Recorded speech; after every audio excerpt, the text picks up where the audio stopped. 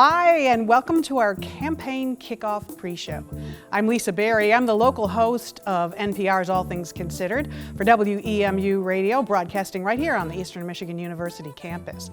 It's a pleasure to be with you this afternoon as we spend a little time with our fermentation science students and faculty. Fermentation science crosses many disciplines and is a part of so much of our everyday life. To our first demonstrations, we're going to meet Dr. Greg Wilmes, an associate professor in chemistry, who will take us inside the science of balancing flavors.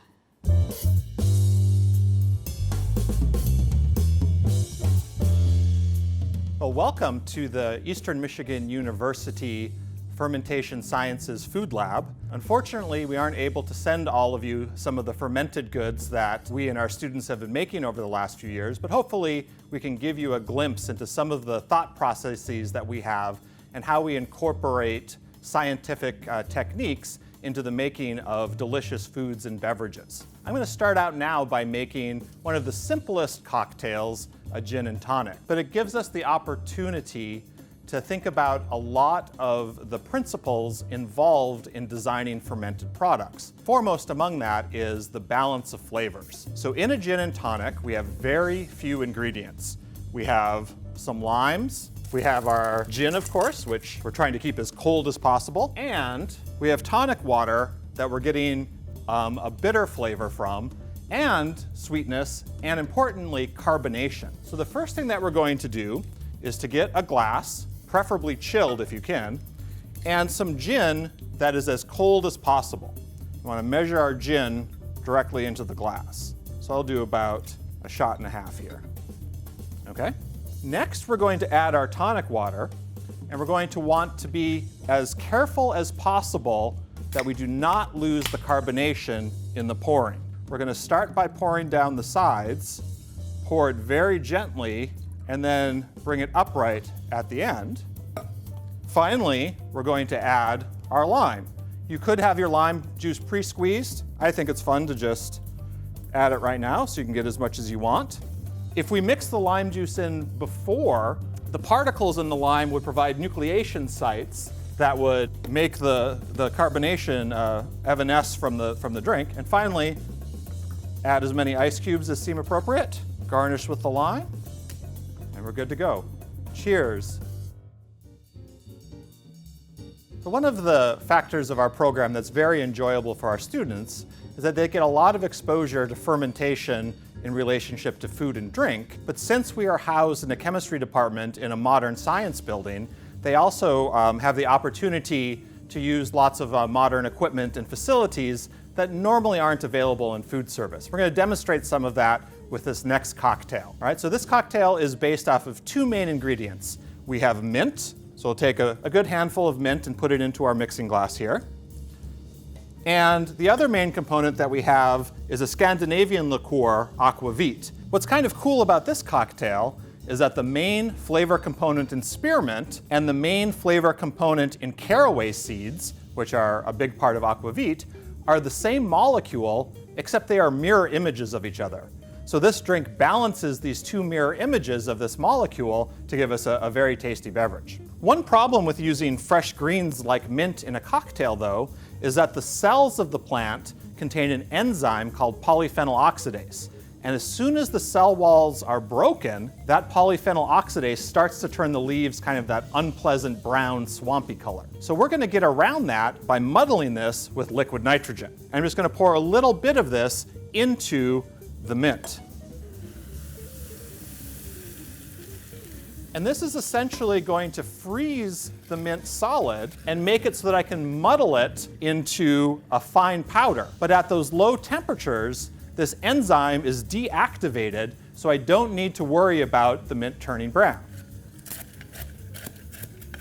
All right, so now the nitrogen is just about gone, so I'm going to add just a little pinch of salt. You know, salt is a good component in a lot of cocktails, margaritas, martinis from the olive, so it just helps to balance the flavors a little bit. Just put a little pinch there, and add a nice glug of aquavit. Now that I've put the alcohol in, that will further denature or destroy that enzyme, so we don't need to worry about it turning kind of a mucky brown. So I'm going to shake this cocktail. So I'm going to put in a couple pieces of nice big fresh ice and hope enough of the nitrogen is gone so this doesn't blow up. Really unlikely to happen. I think I might grab a glove for this stage though.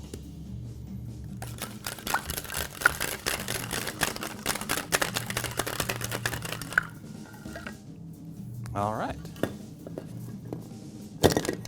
There we go. Better than usual. And now we just strain this into an appropriate serving glass. Double strain it to get rid of any of the excess mint.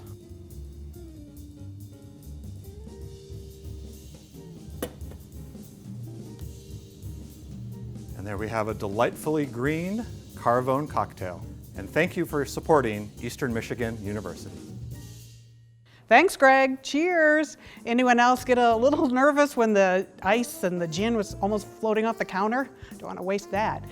When I first learned about fermentation science at EMU, I had the opportunity to taste some of the beer our faculty and students brewed right here on campus. Let me tell you, it was delicious. So now our program has even bigger brewing capabilities, so let's go back to the lab to Greg, who will be joined by Professor Corey Emal and students to see the tools and process of brewing some beer.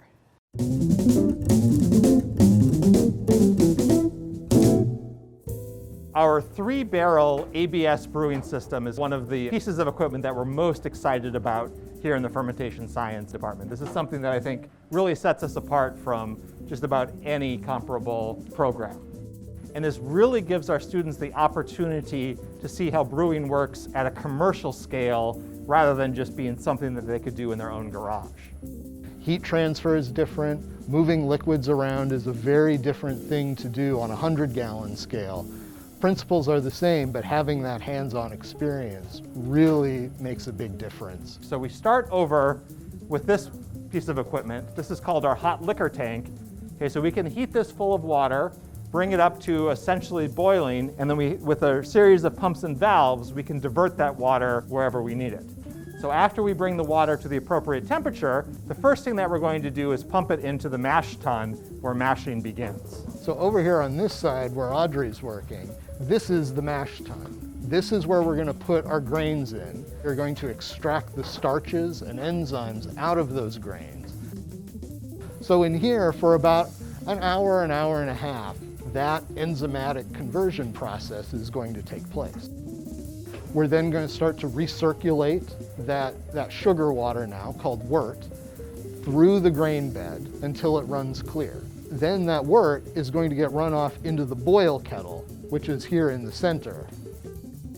The boil kettle is where we introduce the hops. And that could be a very dominant flavor in something like an IPA, or it can be very subtle in something like a German-style lager. But almost all beer does contain hops. The wort, after we've extracted all those sugars, is going to come over here. We're going to add the hops, and we're going to bring it up to a boil. So then after the boil, the next step is to cool down all of this hot wort and to begin the fermentation. So the last step that happens on this side of the brew house is running that hot wort through this cooling plate. That's going to bring it down to about room temperature, and then we will pump it through the wall into a fermenter. So let's walk over and take a look at the fermenters next. This is where it actually becomes beer. At this point, then, we'll chill the wort, so we're able to control the temperature very precisely inside of these tanks. We can pitch our yeast in through the top port, and Tom here is busy hooking up a blow-off valve so that if those yeast get too excited, there's a place for them to spill into. We then transfer the beer over into what's called a bright tank. This is where the final clarification steps are going to happen. We're going to carbonate the beer in here as well. After that, we'll be able to package it off into kegs or bottles or cans, and then it's going to be ready to be enjoyed. So why don't we do that? Let's go enjoy a beer and talk about how to think about the tastes and aromas that we get out. Wow, that machinery was impressive. And full disclosure, my college beer experience was not that scientific or educational. So it's wonderful that our students get to utilize it in the classroom. And now for those of us who love a good beer, this is the best part. We're going to go back to Corey now to talk about the best way to enjoy a beverage and how to get the most out of taste and aromas.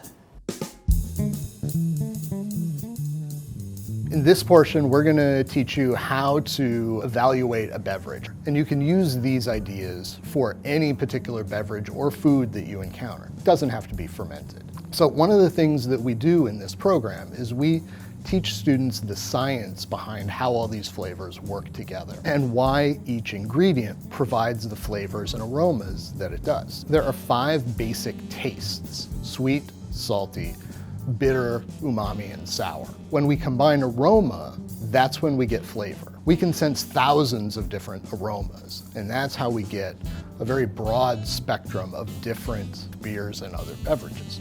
When we combine these ingredients, we're looking to balance these flavors. Knowing how to combine these ingredients brings the science and the art together when we're making these particular types of foods and beverages. You can drink out of any sort of glass. Choose the type of glass you like best. The type, though, that's going to help you best evaluate it is any type of glass that has a lid. We're really focusing on those aromas because that's what really gives us the biggest expression. So we're going to go ahead and we're going to pour our beer, and we're going to make sure that we're going to cause a head. That head, formed by proteins that are present in the beer, are going to trap some of those aromas. They're going to keep them all from coming out at exactly the same time. And as each of these bubbles pop, we're going to get another burst of aroma. It's a nice little time release. So we're going to take our beer and we're going to swirl it. We're going to bring some of that carbonation out. We're not just going to dive in and drink it. First, we're going to go in and just give a couple of short sniffs. Most of the flavors that we can find in some foods, we really just associate with other foods. For a dark beer like this, using dark malts, we're definitely going to get some toffee, some chocolate, some coffee. From a light beer, we might get something that's more bready or cracker or toasty. So we drink with our eyes first. This is an Irish stout. I'm getting some coffee. I'm getting a little bit of milk chocolate as well. Go in for a longer sniff. Go ahead, let some of those aromas start to overwhelm the senses a bit. You'll start to pick up other things. Finally, once you've smelled it, you can go ahead and taste.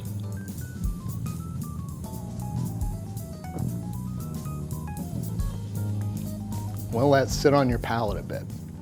For those aroma molecules to make it up to your nose, that takes heat, that takes energy. So if you have a very cold beverage, you're not going to have as much aroma as when it starts to warm up. If you're not getting a lot of aroma, you can go ahead, cup it with your hands too. Once you've gone and you've taken that taste, let it linger on your palate a bit.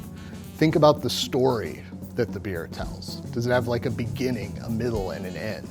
That first taste you get is often to be very different than the finish. You know, some beers have a very long, sometimes bitter finish. Others finish very crisp and clean. It's all part of sort of the journey of that one sip to find even more complexity in that beverage. Once you've swallowed it, don't exhale through your mouth, but exhale through your nose.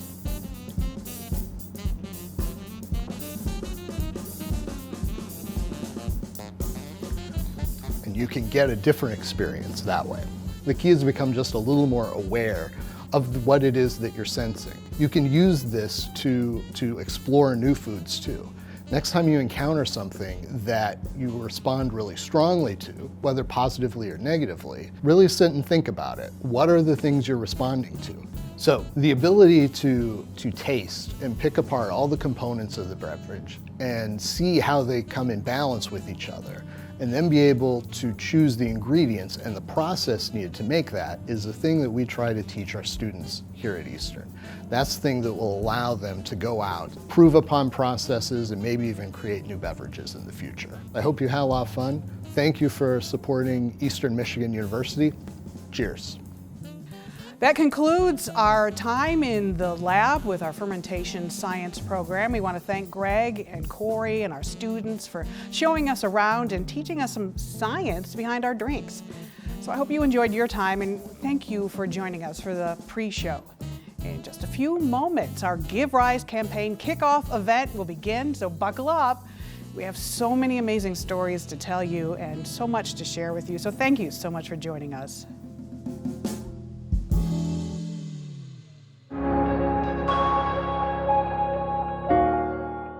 Hi everyone, I'm Karen Florek, and in 1971, I was recruited by Dennis Began to become a student at Eastern Michigan University and to join the forensics team, which I did. And I'm Dan Florek. I came to Eastern in 1969. I came initially to study math and physics, but as fate would have it, I transitioned into speech and dramatic arts. That led to a scholarship, and that worked out pretty well, but more about that later. Oh, I hope so. That's where we met, actually. We met in a class in the speech and dramatic arts department. However, we could have met in that fermentation class. Maybe we could audit one. Maybe we could. All right, well, it's very nice to have you with us here this evening, along with EMU alumni, supporters, faculty, staff, and students, to kick off the public phase of EMU's most ambitious fundraising campaign ever, and to celebrate how close we're getting to the $100 million campaign goal, and to stimulate the rest that we have yet to do. Absolutely. $100 million is quite an impressive number. But what's more important than the dollar amount is that we have an opportunity to come together and propel our programs, our students, and our facilities to new heights, and to celebrate the incredible impact the EMU community will have on our world. Absolutely. Now, normally, we would be celebrating this event in a fancy place with a nice meal, some speakers, and an evening of entertainment. But due to circumstances, we're going to have to shift gears, and we're going to be doing things a little bit differently this year. So we are waiting not a moment longer. It's time to get innovative and creative and surprising. We have a surprise. That's right, we do. Now, like many of you, we are going to be celebrating this historic moment in the comfort and safety of our home. Welcome to our kitchen. Yes. So please join us. Come aboard, grab a drink, enjoy, and let's have a great ride. Yes, we have some snacks. We have some cocktails. What are you having, honey? Well, I'm going to be having a Screaming Eagle. Oh my. I'm going with a Welch Hall Wallbanger. Cheers, everyone. And here we go.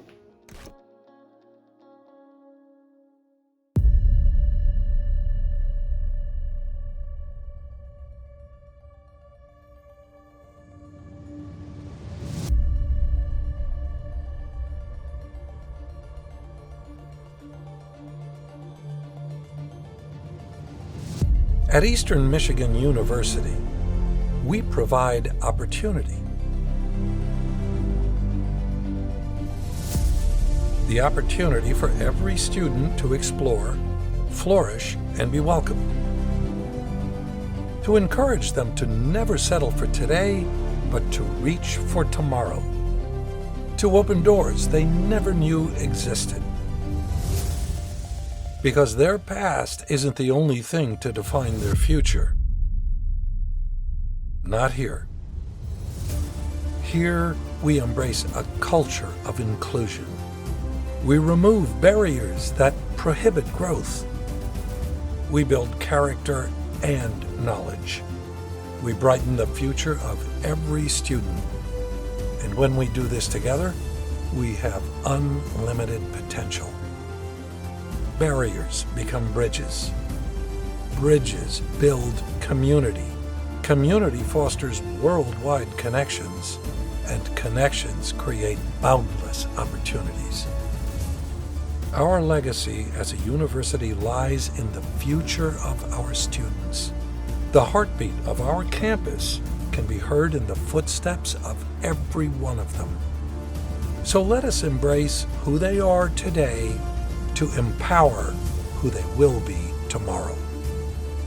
Give each student the support they need, give them access to every opportunity, and give rise to their success.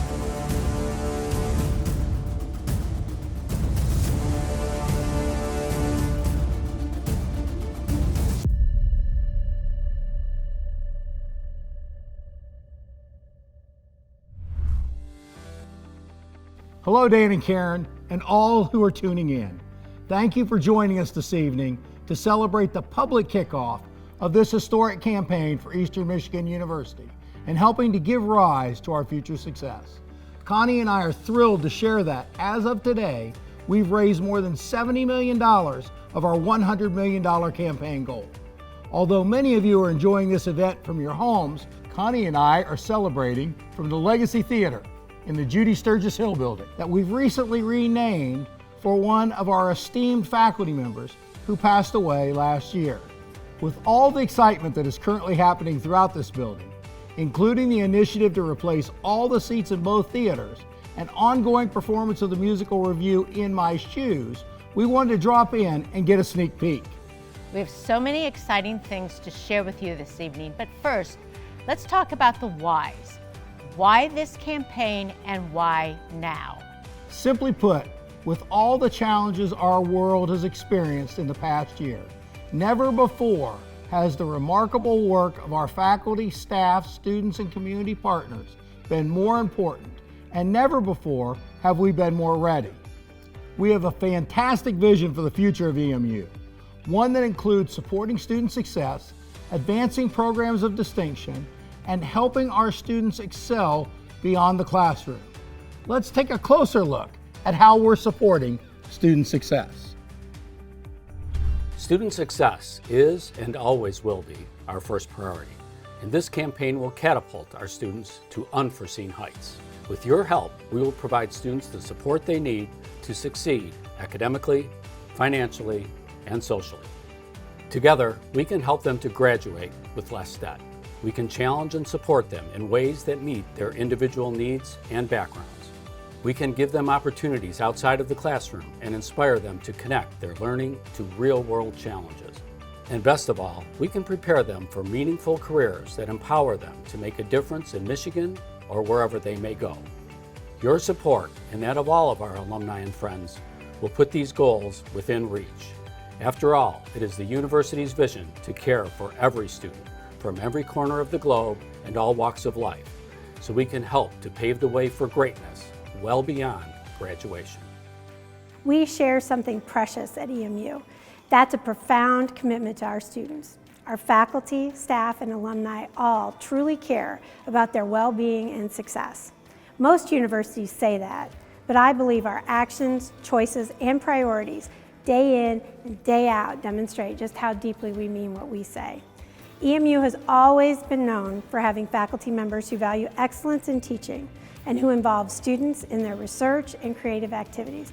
If you walk our campus on any day of the week, you will see students working with our faculty in our classrooms, in our labs, our studios, or on our stages. At all hours of the day, you will see staff offering coaching, writing assistance, and advising.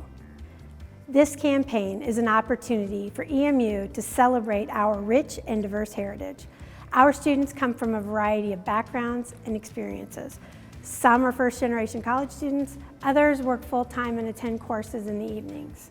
Many join us from schools and communities right here in Southeast Michigan, while others are from countries across the world. This guiding commitment to welcoming all to our campus has endured from our earliest days as a normal college. Eastern's MLK Day celebration is one of the longest-running programs of its kind, and we've welcomed some distinguished and path-breaking guests. Even Rosa Parks visited campus and spoke at one of those early celebrations here. Establishing an environment where all are welcome and fostering a culture of inclusivity is a part of the foundation of this university. We are proud of what we have created. We're proud of who we've become, and we're excited about where we're going. Our students will shape the future, not only of our state, but our region. Our university has been nationally recognized for our engagement with the communities that surround us. Currently, more than 70% of our graduates stay in the region after graduation, but we have alums all over the globe. Every day, EMU alumni have an impact across the world, but none more than right here in Michigan. We have some bright and driven students at EMU. They work hard and bring their distinctive, creative, and memorable perspectives to all that they do. They are truly extraordinary, and we feel lucky to work with them each and every day. I'd like you to take just a moment to meet some of them. Being a first-generation college student was really stressful just because, I didn't have anyone to go to in my family to ask questions like, how do I get scholarship money, or how do I see what degrees or programs a university might offer for me? Personally, I wasn't going to go to college if I didn't have scholarship support, because I felt like I would be in debt and it would keep me trapped in the same place that I had always been. So it meant a lot to me to get a scholarship. Coming into Eastern, I was a transfer student. One of the things that really caught my eye was that it was a smaller college. And so I really liked that because I knew that there were going to be opportunities for me to be able to connect with my professors and my classmates more. Being able to have involvement in the world of medicine at such an early time in my academic career is really exciting. I've received a scholarship with Eastern, which was one of the biggest reasons I came here. And that scholarship meant a lot for me and my family because I wanted a college education. Me as an international student, paying international fees is a lot. The presidential scholarship was what kind of drew me in, having that full tuition and full ride scholarship. Once I took my campus tour here, I just kind of fell in love with all the diversity. Everyone who was around was smiling. It was just a really nice and family-friendly environment. I really like the campus environment. I like that there's a lot of people from different walks of life. There's international students, there's people from lower incomes and not just higher incomes, and there's strong communities for different ethnicities. The students have a really powerful voice here. The campus is small, community small, professors help you, you build relationships here, you would know everyone around you. I definitely appreciate knowing that we have donors out there kind of supporting students just like myself. I definitely think I'm reaching my potential here at Eastern just because I've seen a major growth ever since day one, where I was a shy, introverted kid, and now I'm here as a leader on campus in our Admissions Welcome Center in Greek life, as well as in my classes. Thank you so much for making a donation to Eastern Michigan University. Donations to the school mean a lot to me personally and are the reason that I'm in school today, so thank you. I would like to thank the donors for supporting me in my education on behalf of myself and my family, because if it wasn't for you, I wouldn't be here today as the man I am. I would like to thank all of the Eastern Michigan University donors for giving students like myself the opportunity to be involved in the sciences, especially underrepresented communities. And I just want to take this opportunity to thank you, because I would have never imagined myself being here a couple years ago, but because of all of the resources that have been available to myself, I have now been able to rise to a certain standard, and that's only going to allow me to grow even further as I move forward in the science field. So thank you. Your support means the world to us. Shukran, thank you. Every day, EMU students defy the odds. They perform, they learn, they lead, they serve, they give their all, and they persevere. The support we offer them now, while they're here, will help ensure that they have the opportunity to grow and the support they need, not only just to graduate, but to thrive, to be the teachers, the artists, the engineers, the thinkers, and the leaders in every one of our communities. It's up to us to help them get there. You know, one of the things I enjoy most is engaging with the incredible students I encounter every day. I agree. The commitment to their education and the fields they're passionate about is inspiring. This is especially true this past year with all of the challenges they've faced. EMU has so many unique and excellent programs, it's easy to find your passion here. At Eastern Michigan University, every college has first-class programs that distinguish us from other universities. The university's vision demands that we give our students every tool they need to achieve their dreams. It asks that we continue to put our students first, and it implores us to open doors to success well beyond the boundaries of campus. It begins with premier faculty committed to sharing their knowledge in the classroom and beyond. Take the College of Education, recognized experts in place-based education, which roots young people's learning in their local environment, culture, history, and community. It begins with nationally ranked teams, Our College of Arts and Sciences has academic teams known throughout the nation to be among the best and brightest. Our forensics team has placed in the top 10 nationwide for the past 40 years and has won more than 40 State of Michigan championships. And we recently won first place in the American Moot Court National Tournament Finals. It begins with cutting-edge curriculum. In the game above College of Engineering and Technology, our Information Assurance program has students conducting research into cybersecurity for autonomous vehicles and preventing corporate cyber attacks in a program sponsored by the National Security Agency. And our aviation program provides not only flight training for pilots, but business skills in aviation management, flight operations, aircraft systems, and aviation safety. It begins with cross-discipline programming at the Center for Entrepreneurship in the College of Business, engaging students and faculty in innovation and business creation to encourage and support growth in entrepreneurship in Southeast Michigan. It begins with hands-on learning. The College of Health and Human Services regularly employs practical training and high-fidelity medical simulations to prepare students in our nursing, physician assistant, and orthotics and prosthetics programs. Our Eagle Nutrition Services originated out of a need to provide dietetic students with an outlet to learn how self-employed dietitians run their own private practice businesses. Students share nutrition education through many avenues. One example being virtual cook-along classes where students guide participants through the benefits of healthy eating while also providing cooking tips and nutritional facts. And let's not forget WEMU, our multi-year award-winning national public radio station, which is nationally recognized for its distinct blend of live news, jazz, and blues programming. It is the source for local news and covers the Washtenaw County region more thoroughly than any other local media outlet. Local reporters and hosts who are dedicated not only to delivering news and entertainment, but also serving the civic, arts, and cultural communities through content partnerships and event sponsorships. These examples are just the tip of the iceberg.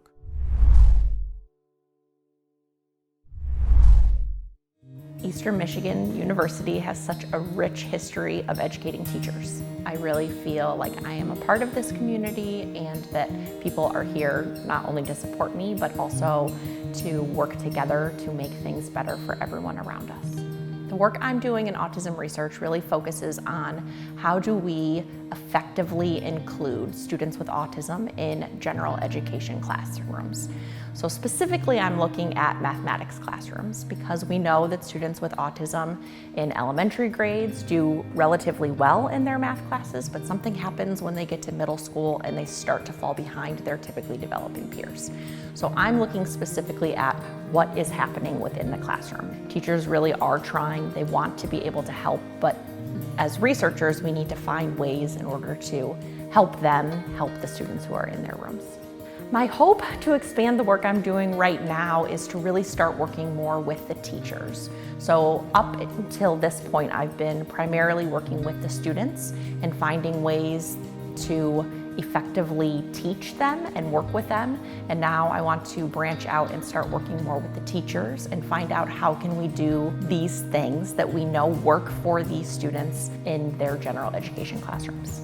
Philanthropy has helped me a great deal. So as an undergraduate student, it supported a part of my undergraduate education. It helped me get into the classroom and start teaching. I also benefited from support in my research, and it helped me get out into the classrooms. It helped me work with students.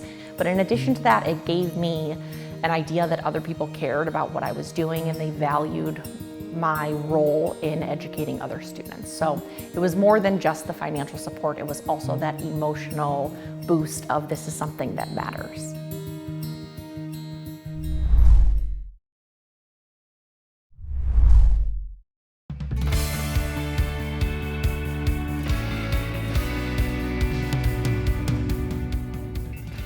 One of EMU's signature programs of distinction is our Undergraduate Symposium, which has been hosted by the College of Arts and Sciences for 41 years. The first of its kind across the country, the Symposium showcases the exceptional research, creative projects, and academic work of EMU's undergraduate students in every college across our campus. Student participants are nominated by faculty members and may elect to give an oral presentation, create a poster display, or take part in our Design Expo. Now my favorite, or one of my favorites, I shouldn't say I have a favorite, but I love the Design Expo because the creativity just pops off. There are so many things that we can do. Patrons are doing everything from virtual reality to showing off clothing they've made or jewelry. It's the idea that we ask these students, we say, what can you bring in from your project that patrons can touch, patrons can feel? One of the most unique aspects of the symposium is that it gives students the opportunity to collaborate with faculty mentors on their research and creative projects. This provides valuable and life-changing experiences for our undergraduate students, often solidifying their academic pathways. Students who participate in the symposium regularly progress into graduate programs or more research-oriented fields. The symposium is like my favorite day on campus every year. So we're always in the student center, and the minute you walk in the door, it's bustling with people. The work that we do, we are allowed to present everything that we had worked on for the entire year. So it's allowing us to be really passionate for a day and talk about what we have done. It's allowing us to network with people.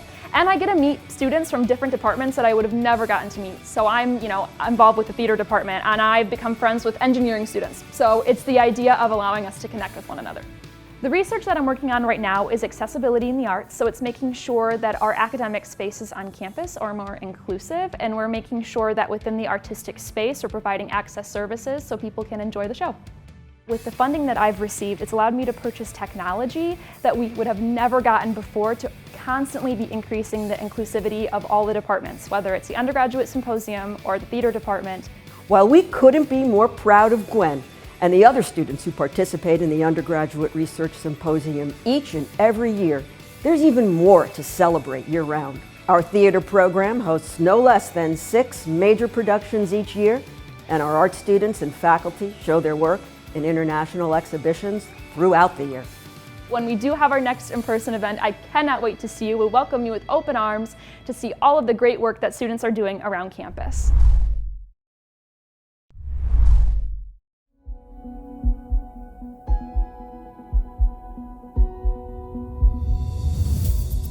Welcome to Still Hall, home of the Game Above College of Engineering and Technology. Built in 1965, this building had not undergone any significant improvements in more than 50 years. That all changed in 2019 when we began extensive renovations to create modern, expansive spaces for teaching and research, which were key to meeting our statewide and national demand for science, technology, engineering, and math professionals. We have renovated all 92,000 square feet of our building, including our labs, lecture halls, student common areas, and faculty offices.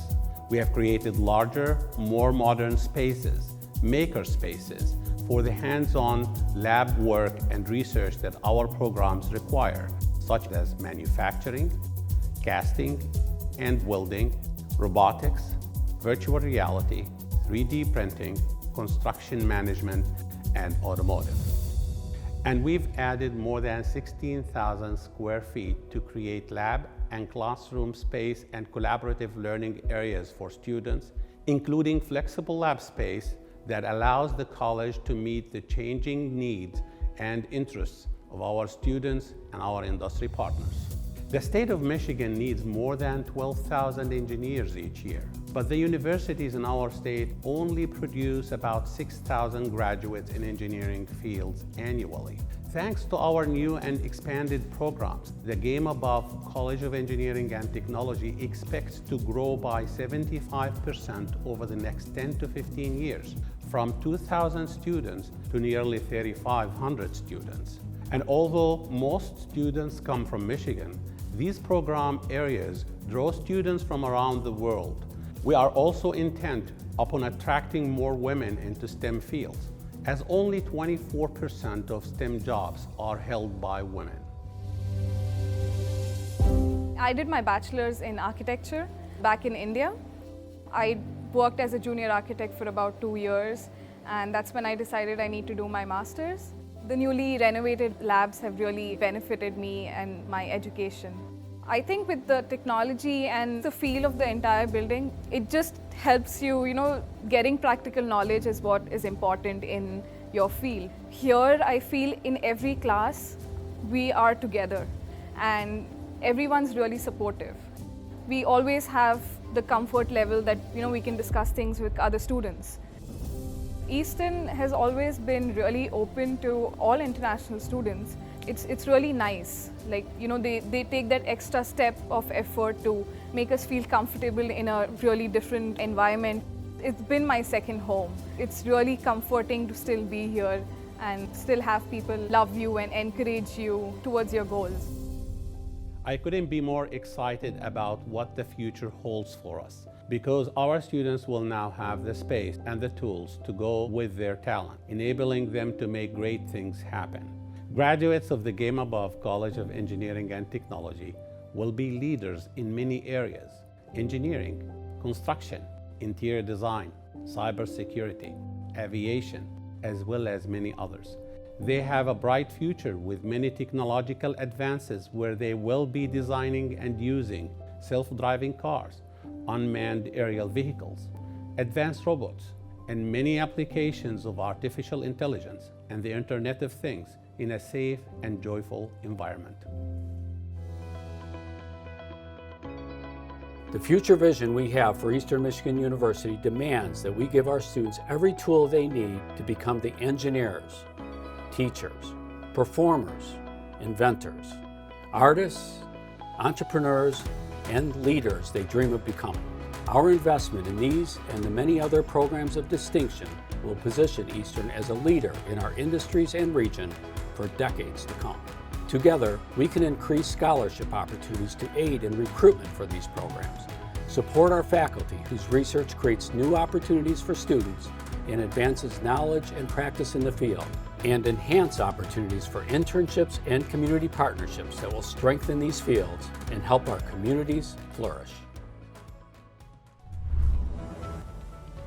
One of the things I'm proudest of is that the education our students receive doesn't just happen in the classroom. Experiential learning has been a signature of EMU's hands-on approach to education.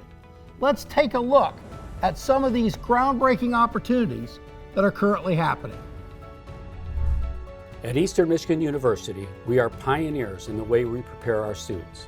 We see them as professionals from the moment they step foot on our campus and provide them with opportunities they normally would not experience until they were in their field. We inspire them, teach them, and position them for a lifetime of success.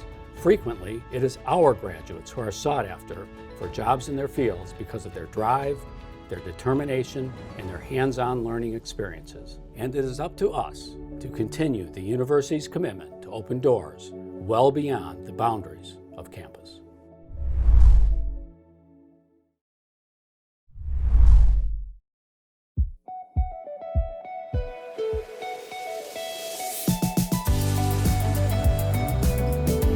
My background before I came to Eastern was teaching at a community college first, then at a Tier 1 research institution. And I sought out more of a family feel environment to work in, and I love working for the College of Health and Human Services because Eastern provides that. It was about, I think, 2014 where we actually started the Simulation Center. This is a unique collaboration because many universities don't have a simulation center that's connected with a hospital, and what that provides is really unique opportunities for our students. Interprofessional education really is working collaboratively in teams to achieve an outcome. So interprofessional education is helping students learn to work together before they have to go into the practice environments and work together in teams. And it's been proven in the research that this is one of the keys to success in decreasing medical errors and in promoting outcomes of our patients. And this is really the future of healthcare. It's us working together as a team. It provides safety, it provides the best patient outcome possible, so we want to teach them that when they're in college so we can hopefully transform healthcare. When I interviewed at Eastern, they said our students are special, and I thought, yeah, they might be, but after teaching here for 8 years, the Eastern students are remarkable. These are working people who not only balance work life, home life, multiple demands and stressors like I've never seen before to excel. These are the students whose feet are on the ground and they are working in practice while they're being educated. And I hadn't experienced that elsewhere. So these students are ones that are far from the traditional students. We see all different types of students, and the amount of cultural diversity is tremendous here. And I think that's really important in education. We are trying to provide them at Eastern the best opportunity that they possibly can. And in order to do that, we need as many resources as we can. And if they could even come and look and see some of the events that have happened, it is incredible the work that is being done with just even small amounts of money. It really has made such a difference to our students and to our programs. It just is incredible. You have a vision each year for what you want things to look like. And at this point in time, I think we're exceeding our expectations of the vision that we had for interprofessional education. How we've seen our program grow through the last 8 years since I've been here has far exceeded my expectations, and I look forward to it growing even further.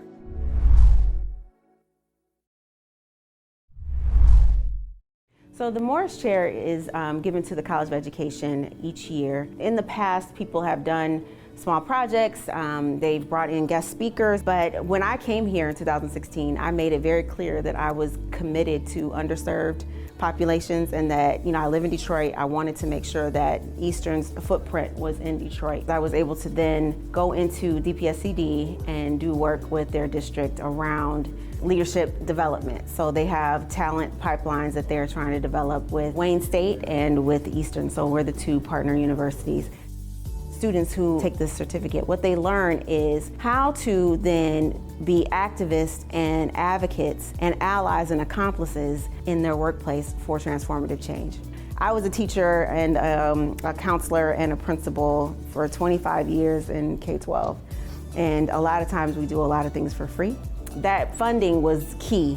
If I didn't have it, I couldn't pay the stipends, all the materials. They had books that I, purchased for them. And so philanthropy means everything. None of this work could have been possible had I not had that endowed chair funding. Eastern's students come here really to make changes. They're coming to learn and then take that learning and transform whatever their expertise is going to be. These are the most intentional students that I've seen. Give Rise is not just to give to others, it's literally because we're all mutually connected. It's to give to yourself.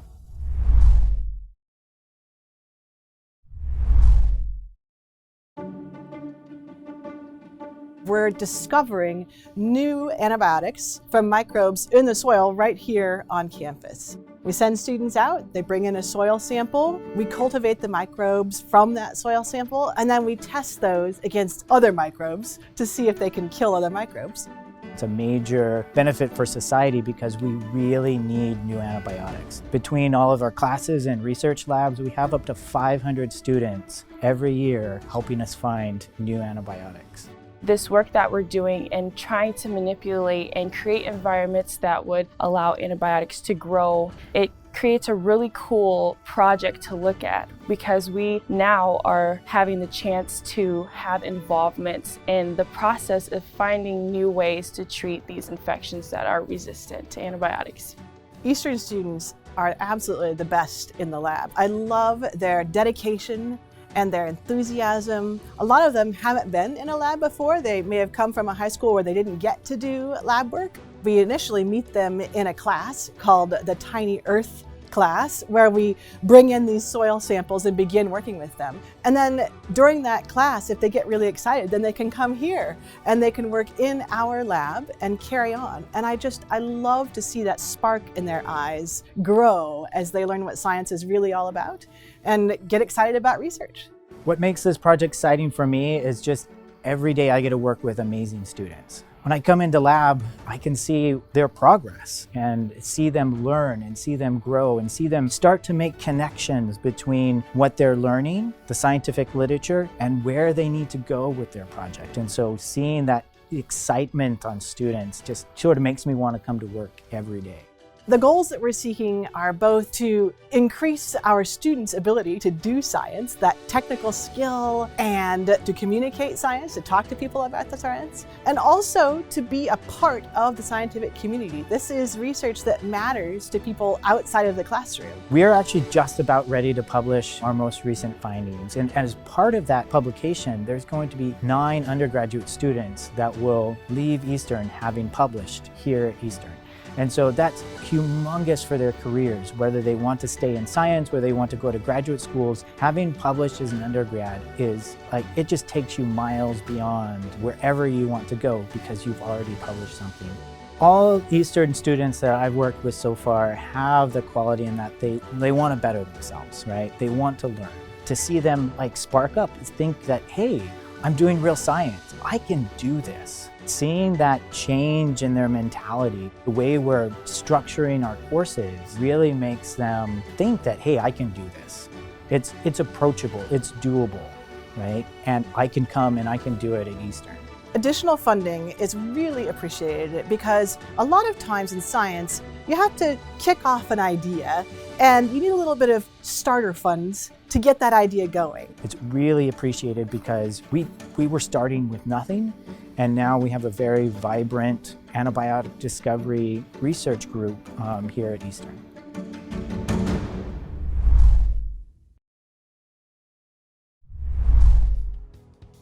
This year, the College of Business began the process of moving back to Eastern Michigan University's main campus. As we do so, we're working on upgrading and customizing our learning spaces, centers, and labs to facilitate interactive learning and to cater to the diverse learning styles of our students. We'll be making a number of announcements about our progress, including special naming opportunities over the next year. In the College of Business, we pride ourselves on creating tangible and meaningful opportunities for hands-on experiential learning. In a first for Eastern, a team of undergraduate and graduate students recently leveraged the resources of our Investment Services Center to create a student-managed investment fund, gaining real-world experience in researching firms and creating and rebalancing portfolios. Other examples include our Centers for Digital Engagement, Entrepreneurship, and Special Needs Planning and Policy, which have garnered regional, national, and global recognition for the state-of-the-art experiences they bring to our students and their vital contributions to our region.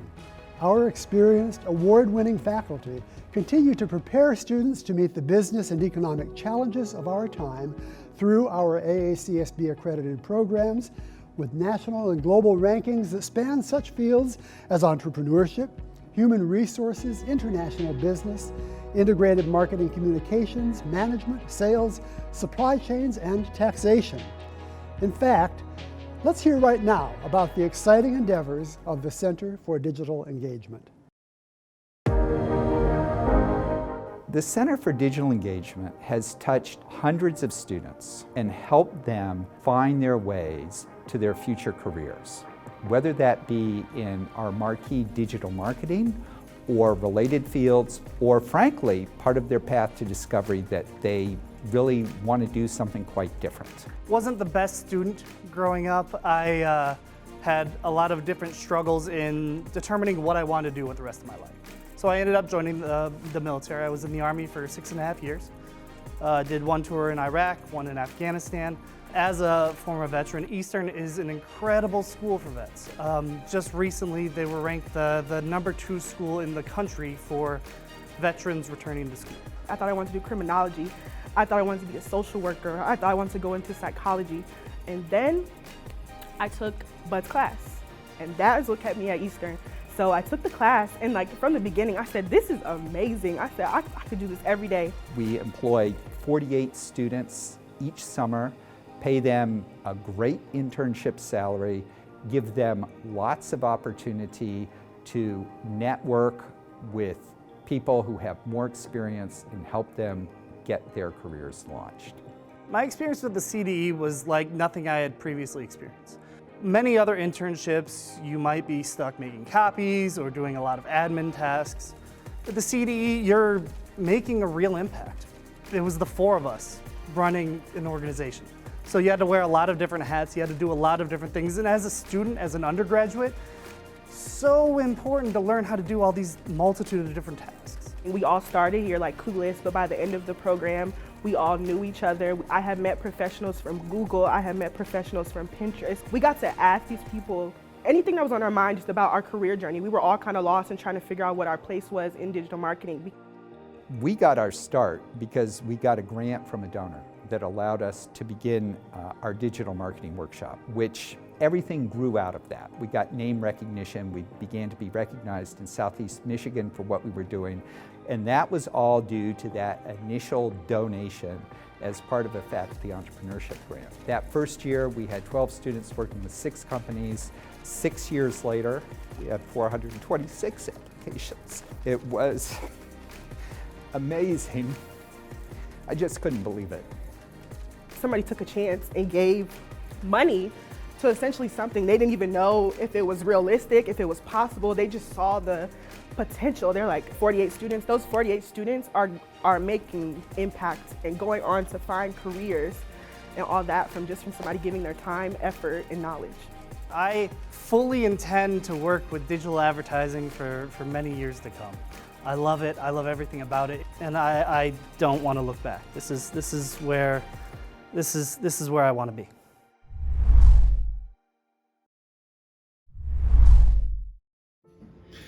You know, I think this would be a really good time for us to share with everybody our experiences at Eastern.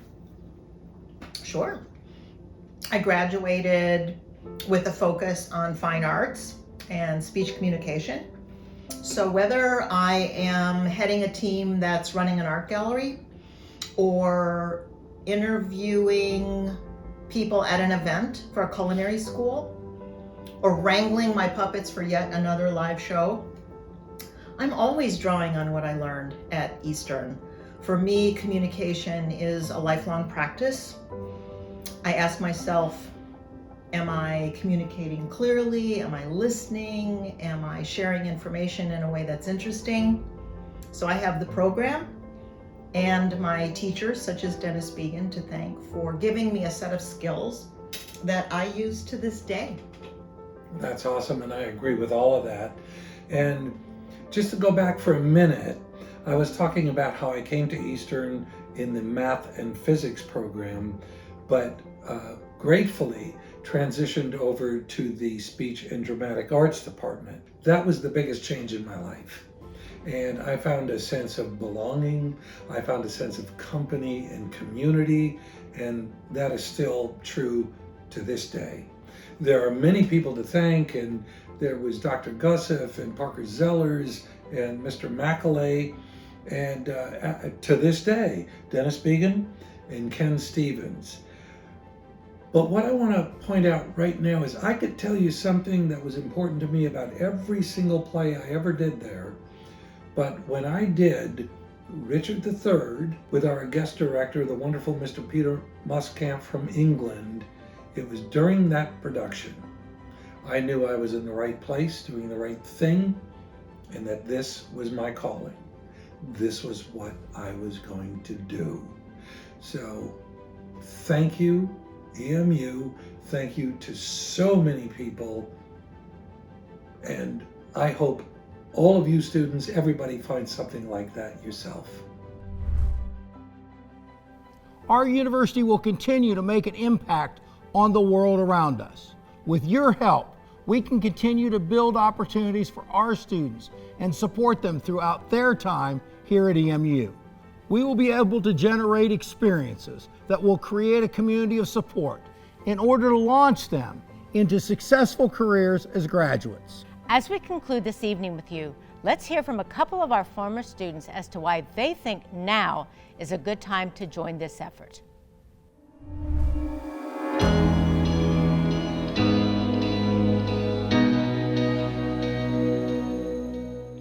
I came here as a 17-year-old kid. Didn't really know anybody on campus, didn't have a lot of friends here. But I think the most special thing for me coming out of Eastern Michigan was the relationships that I made. A couple of the guys I met here stood up for me at my wedding. I stood up in their weddings. The relationships were just incredible. I would not be in the position I am today, professionally or personally, without those relationships that I made. When I come back here and I walk around, I just remember, reminisce about all the good times you had with those people, and it's very nostalgic for me, and I'm a very nostalgic fella, so that's definitely the most special part of Eastern. So I think a lot of people at Eastern Michigan, I know ever since I got here, some of my older friends that have been here, I think one trait that I've always felt like everybody had in common was you sort of have that underdog mentality, right? And to have that characteristic to just rise above. If I can make their lives a little bit easier and make it a little bit easier for them to, continue to rise and give them that extra motivation to continue to just get better every single day. I had a lot of people that did it for me, and I feel like now it's my duty to give it back to the younger generation. So Game Above, it was really just a group compiled of former Eastern Michigan people that have gone on to have successful careers. They're really just dedicated to making Eastern Michigan a better place, right? For athletics, for academics, for living on campus, whatever it may be. And I think the best part is the feedback that we continue to get from students, former students, students that are coming into Eastern Michigan, and really listening and taking those into account and trying to figure out ways to make their experience better, I think says a lot. And I wanted to give back to the kids. I wanted them to have a better experience than I did when I was here. I wanted them to have the top of the line equipment. And to actually see and hear the stories about it making a difference in these kids' lives, I think that's where I get the most satisfaction. At some point or at some level, we were all put on this earth to give back, to make somebody else's day better, to make somebody else's life better. Whether how small or how big a difference it can make. I think when you finally do it like I started to do and you see the results, that is just, there's no other feeling like it. And it's just so rewarding to know that you're making a true difference.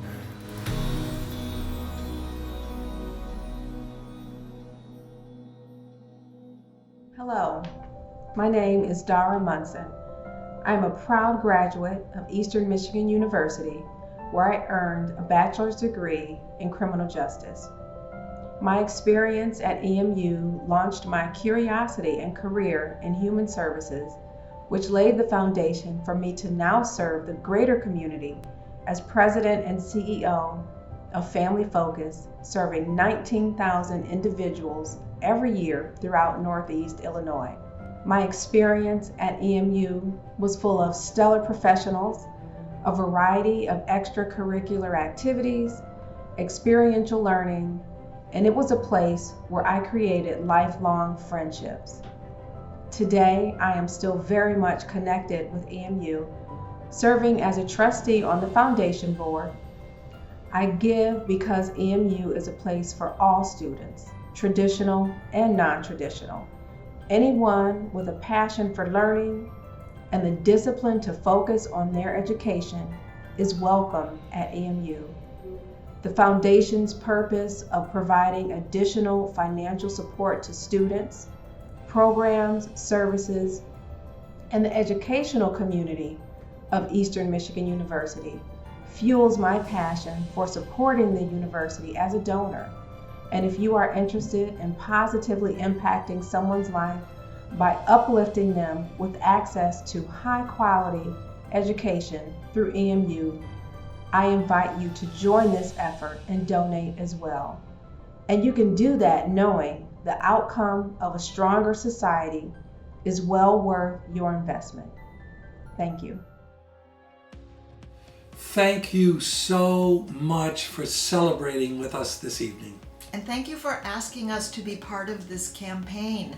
I'm very excited and very moved that Eastern is holding such a grand vision for the future, for the university, for the community, and for the global community as well. We are so fortunate to have had EMU in our lives and still have it, that I can't wait for the time to be right so that we can set foot back on that campus and see all the growth. I agree. It's been wonderful looking at everything that came before and seeing what a gift our education has been. It's not every day that you find yourself in a place that embraces you, encourages growth, and provides so many opportunities. And I am so very glad that we found that and each other at EMU. So we're winding down our evening's festivities, and we've heard many great stories. We invite you to revisit some of your favorites and consider this. What would it mean to be part of something great that's happening here? Let us give rise to the success of every student at EMU. Give rise. We invite you to lead with us, to build opportunities, to support the dreamers, the doers, the believers, to strengthen our community, to explore new heights, to create success for everyone. Visit us, talk to us, walk with us, to give rise to our tomorrow.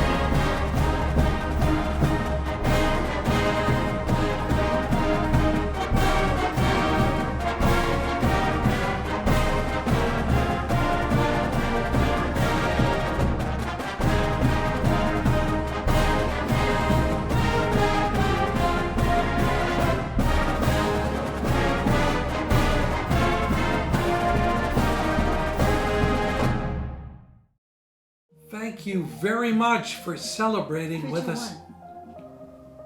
Hello? 3, 2. Wait. Are you going to say 3, 2, 1? Yes. Okay. How's my hair? That wind might have messed it up a little bit. Good enough. All right.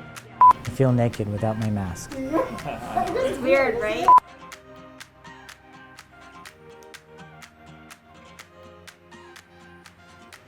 I'm not sure what's in this screaming eagle, but I think it's working. Let me think about this here. I'm sorry, I forgot the question while I was talking. What was that? All right, you feel good? Felt good to me. Yeah, felt good to us. Okay. It's okay if I start over. Yeah. I repeat myself a gazillion 5,000 times. And so my hope is to use the resources here at Eastern that I have at my disposal, excuse me. We have so many exciting things. Not as easy as you think. We have so many exciting things. All right, you're killing me. I know, sorry. Supporting student success, advancing our programs of... Was I spunky, perky enough? Threw in some shtick? Wow, that introduction and fermentation class was so fun and really inspiring. Hi everyone, my name is Karen Florick, and in 1971... What is that? What is that? I thought it was supposed to be a straight jacket. No, it's a lab coat.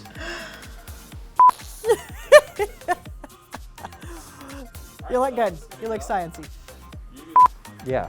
No, I mean, I can see you well enough. I can even read Manfrotto, but that's mainly because I know it's Manfrotto. I'm talking way too long, aren't I? A minute and a half. It's over 5 minutes on that one. I just got to meet so many great people and peers and students and networks. I'm trying to say it without crying. Sorry, hold on.